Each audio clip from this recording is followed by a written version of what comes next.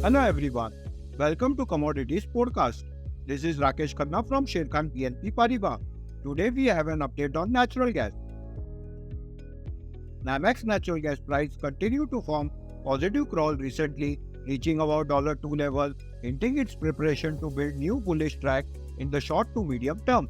On the downside, key support hold at $1.85 level, supported by positive momentum signals, will increase the chances of surpassing $2.30 resistance to move to new positive stations at $2.50 followed by $2.70 in upcoming trading session.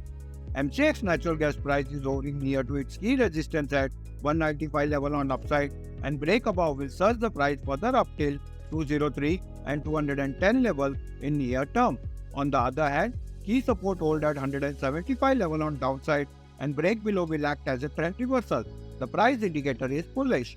Thank you.